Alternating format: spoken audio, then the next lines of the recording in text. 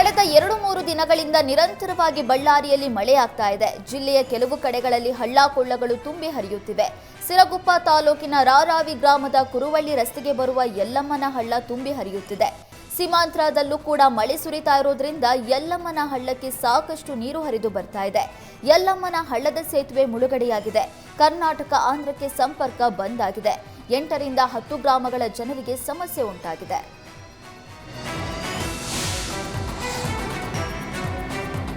ಬೆಂಗಳೂರಿನಲ್ಲಿ ಮಳೆ ನಿಂತರೂ ಅವಾಂತರಗಳು ಮಾತ್ರ ಕಡಿಮೆಯಾಗಿಲ್ಲ. ತಡರಾತ್ರಿ ವರುಣಾರ್ಪಟಕ್ಕೆ ಸಾಯಿ ಲೇಔಟ್ ಸಂಪೂರ್ಣ ಮುಳುಗಡೆಯಾಗಿದೆ. ಭಾನುವಾರವೂ ಕೂಡ ಜನ ಮನೆಯಿಂದ ಹೊರಬರಲಾರದ ದುಸ್ಥಿತಿ ಇದೆ. ಈಗಾಗಲೇ 90ರಷ್ಟು ಬಾಡಿಗೆ ಮನೆಯವರು ಏರಿಯಾವನ್ನೇ ಖಾಲಿ ಮಾಡಿದ್ದಾರೆ. ಸ್ವಂತ ಮನೆಯವರಷ್ಟೇ ಇಲ್ಲಿ ವಾಸ ಮಾಡ್ತಾ ಇದ್ರು. ಮಳೆ ಬಂದಾಗಲೆಲ್ಲ ನರಕ ಅನುಭವಿಸ್ತಾ ಇದ್ದಾರೆ. ಒಂದಲ್ಲ ಎರಡಲ್ಲ 10ಕ್ಕೂ ಹೆಚ್ಚು ವರ್ಷಗಳಿಂದ ಇದೇ ಸಮಸ್ಯೆ ಇದ್ರೂ ಅಧಿಕಾರಿಗಳು ನೀರು ತೆಗೆದು ಹೋಗೋದು ಬಿಟ್ರೆ ಬೇರೆ ಏನೂ ಮಾಡ್ತಾ ಇಲ್ಲ ಅಂತ ಸ್ಥಳೀಯರು ಆಕ್ರೋಶ ಹೊರಹಾಕಿದ್ರು.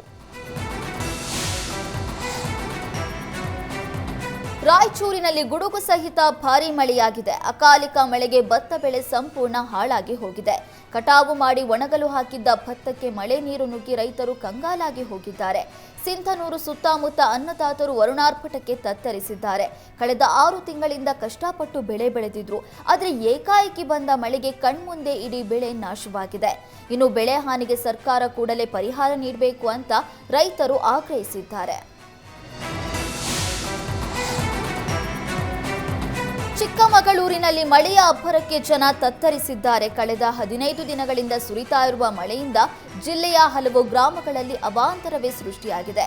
ನಿನ್ನೆ ಮಳೆಗೆ ವಿದ್ಯುತ್ ಕಂಬಗಳು ಧರೆಗುರುಳಿದ್ರೆ ಇತ್ತ ಹಲವು ಕಡೆ ವಿದ್ಯುತ್ ಸಂಪರ್ಕ ಬಂದ್ ಆಗಿದ್ದು ಗ್ರಾಮಸ್ಥರು ರಾತ್ರಿಯೆಲ್ಲ ಕರೆಂಟ್ ಇಲ್ಲದೆ ಪರದಾಡಿದ್ರು. ಇನ್ನು ಸಮಸ್ಯೆ ಸರಿಪಡಿಸಿ ಅಂತ ಗ್ರಾಮಸ್ಥರು ಎಷ್ಟೇ ಮನವಿ ಮಾಡಿದ್ರು ಅಧಿಕಾರಿಗಳು ಮಾತ್ರ ಕ್ಯಾರೆ ಅಂತಿಲ್ಲ.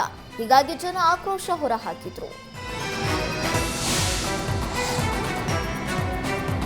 ಗೃಹಲಕ್ಷ್ಮಿ ಹಣ ಕೂಡಿಟ್ಟು ಟಿವಿ, ವಾಷಿಂಗ್ ಮಷಿನ್, ಹೊಲಿಗೆ ಯಂತ್ರವನ್ನ ಬೀದರ್ನ ಮಹಿಳೆಯರು ಖರೀದಿಸಿದ್ದಾರೆ.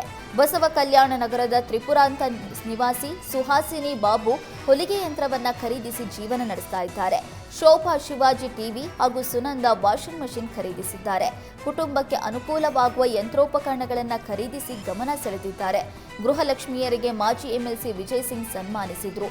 ಈ ವೇಳೆ 15 ಕಂತುಗಳ ಹಣ ಜಮಾಯಿಸಿ ಹೊಲಿಗೆ ಯಂತ್ರ ಖರೀದಿ ಮಾಡಿದ್ದೇನೆ ಎಂದು ಮಹಿಳೆ ಸುಹಾಸಿನಿ ಸಂತಸಪಟ್ಟರು.